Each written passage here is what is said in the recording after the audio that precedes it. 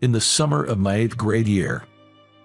As a member of the swim team, I was passing by the girls' locker room when a gust of wind blew the door wide open. Inside, my childhood friend Alice, who was tall and beautiful, was changing her clothes. I could see parts of her I wasn't supposed to, and when our eyes met, she said, "Can you hurry up, please?" "But Alice, are you really okay with this?" In response to my confusion, she casually replied, "What's the big deal now? It's not like I'm losing anything." Being in the presence of Alice, who showed no embarrassment, made me swallow hard. My name is Mike Thompson. I'm 28 years old and I just got married to my wife, Alice. Alice was my classmate from elementary through high school and my childhood friend. When I first met her, I thought she was a unique girl. In the winter of our first grade year, she transferred from another school and soon became friends with a girl named Jennifer. But whenever a boy tried to talk to her, she would lower her gaze and stay silent. At times, she would even start crying just from being approached by a boy, confusing her teacher and classmates. I watched her from a distance, observing her in secret. Upon getting married, I started reminiscing about how Alice and I met and became close. When she got transferred in the first grade, she was a mysterious girl who I couldn't quite understand. When a boy told her, "You dropped your eraser," she would awkwardly look down and freeze. When a boy from the neighboring desk asked, "Can I see your textbook? I forgot mine," she would panic and start sobbing. However, when she was with a group of girls, she seemed to be having fun, drawing pictures and chatting excitedly. I found myself curious about her and watched her from a distance. Our relationship took a turn in the spring of 3rd grade. We were in the same class again and started talking through our mutual friend Jennifer. "Mike, Alice is uncomfortable around boys, so you should be nice to her," said Jennifer, a friend since kindergarten, and that's how I started spending more time with Alice. During recess, Alice would say, "Mike, you're the tagger," and we'd play tag in the hallway. Teachers used to scold at us saying, "Do not run in the hallway," and we would get all pouty. Even though she still didn't talk to other boys and lowered her gaze when they approached, she was normal around me.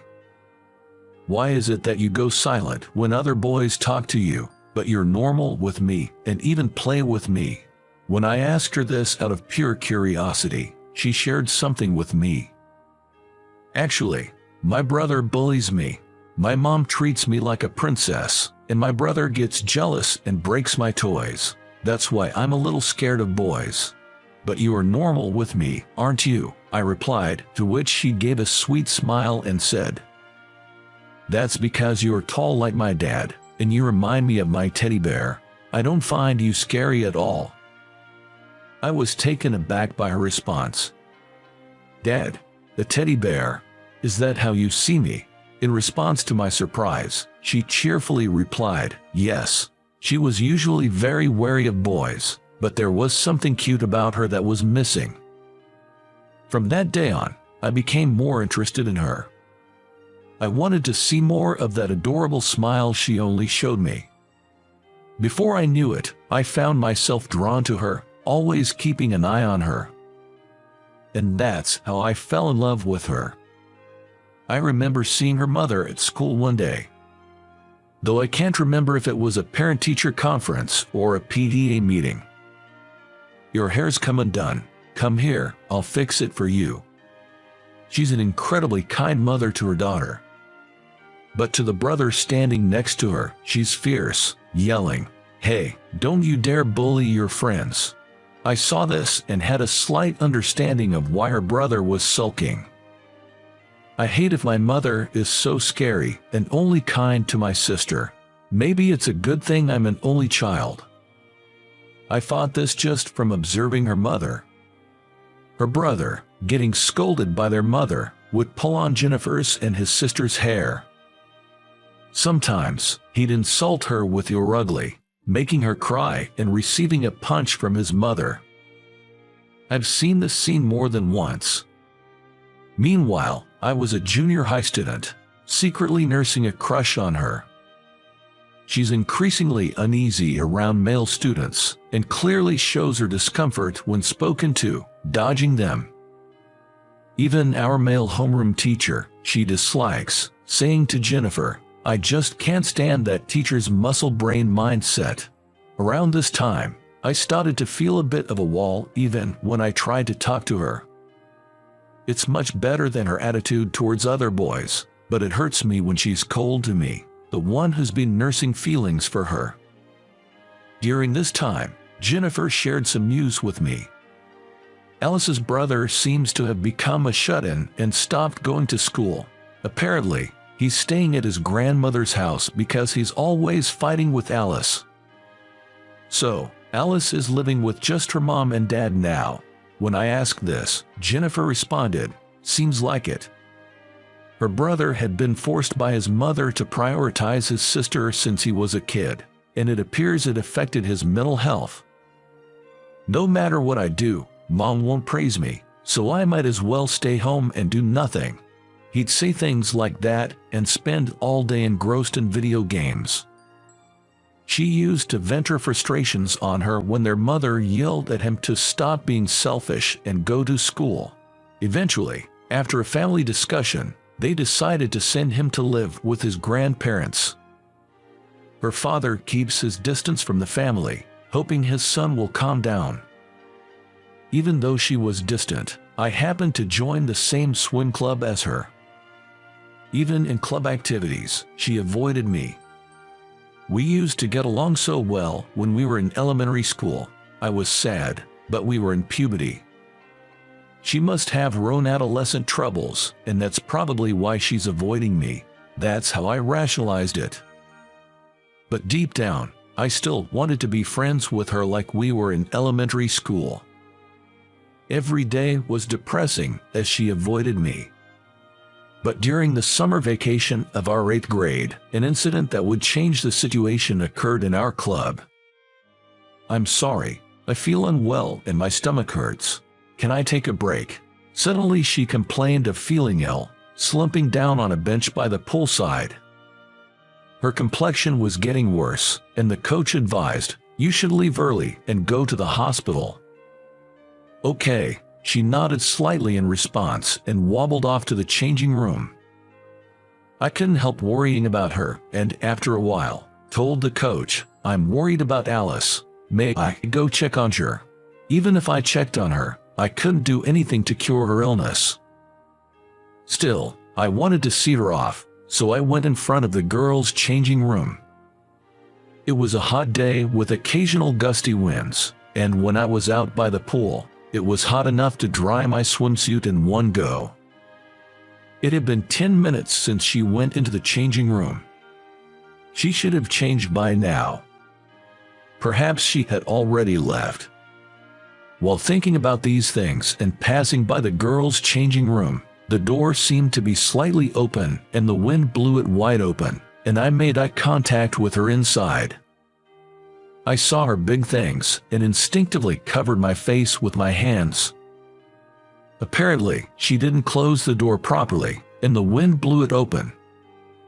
While she was changing, she noticed me and said with a calm expression, "Hey, can you hurry up?" Covering my face with my hands, I asked back, "Huh?"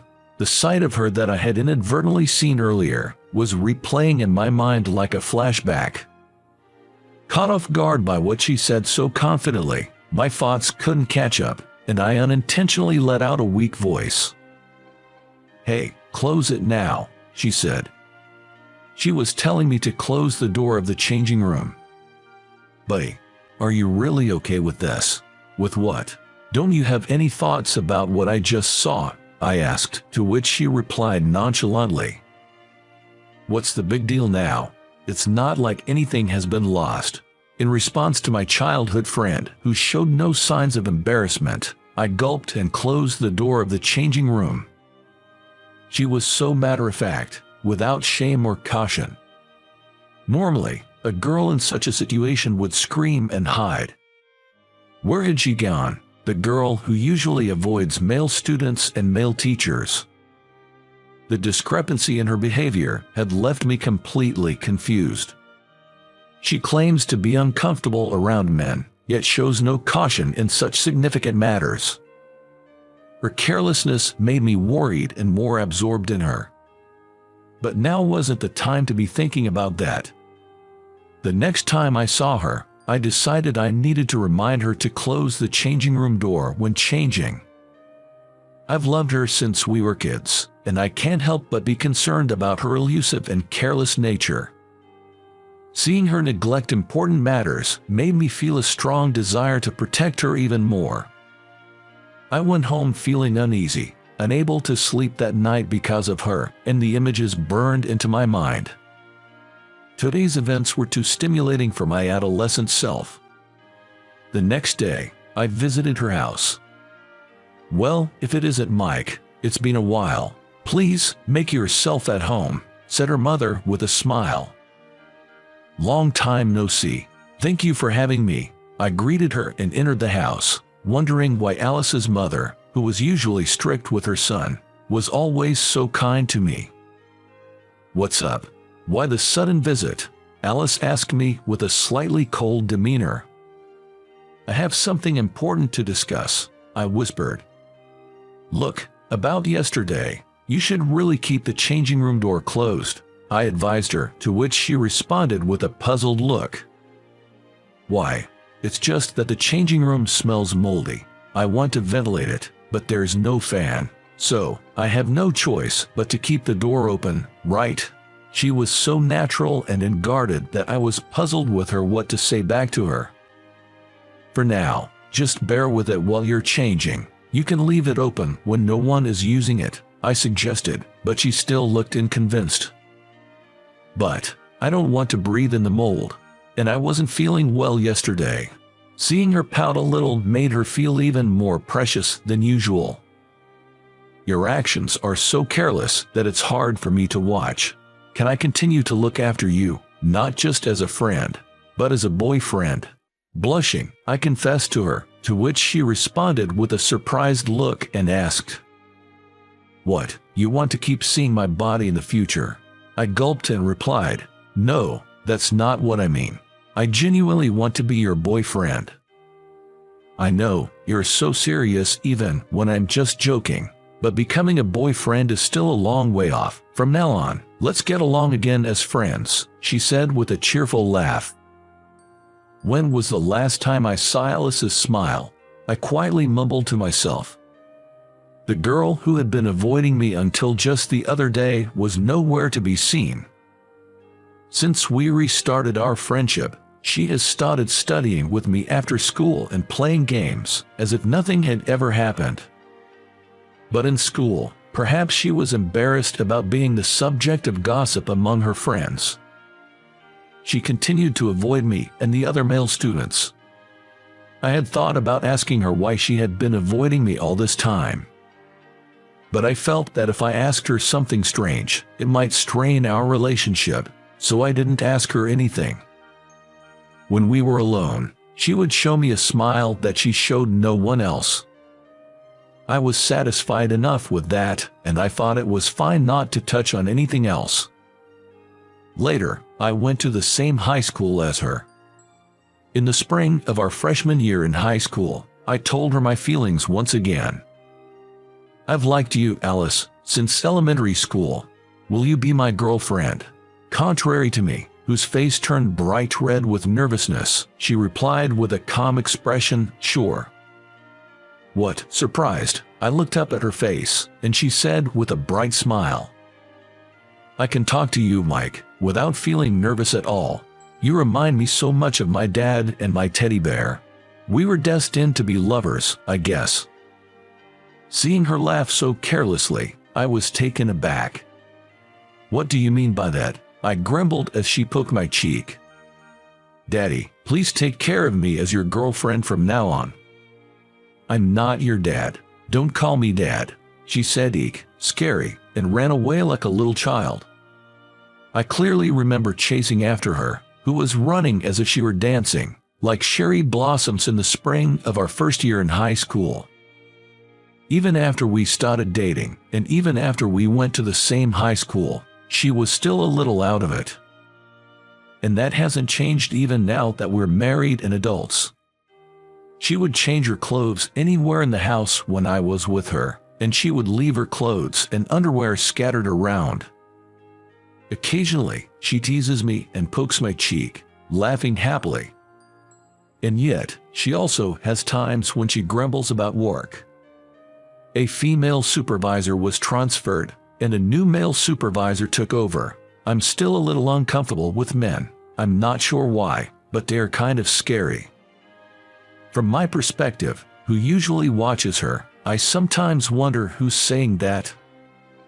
If you're uncomfortable with men, are you okay with me? You're not scared to be with me, right? When I asked her, she said, not at all. I wonder why. I still find other men scary, but I'm not scared of you at all. It must be because you look just like my dad. When my wife says that, I feel a bit conflicted whether to be happy about it. This is something I found out after marrying her, but her mother wanted to raise her in a girly way, and her older brother in a boyish way. He was treated strictly from a young age because they wanted him to grow up to be a reliable eldest son. She was treated gently and carefully with love because they wanted her to grow up to be a cute and modest eldest daughter. However, this resulted in he becoming a shut-in and fights between the siblings. He is now living at his grandparents' house and working in agriculture at his own pace. He seems to have calmed down since he started living with his grandparents. Her father regrets that he drove my wife and Bial into this situation because he couldn't stand up to his strong-willed wife. Her father, who is kind-hearted and a bit timid, indeed has a similar physique to mine. You're just like my real son, he said, treating me kindly. When I see him, I also feel like he's my real father. You really do look like Dad, my wife says with a laugh. To her, I reply with a smile. It seems we were destined to be together. Even now that I'm married to her, I sometimes look back and find our meeting mysterious. From now on, we want to continue our fun married life as a couple. What did you think? Your subscription to our channel will motivate us to create more content. See you in the next video.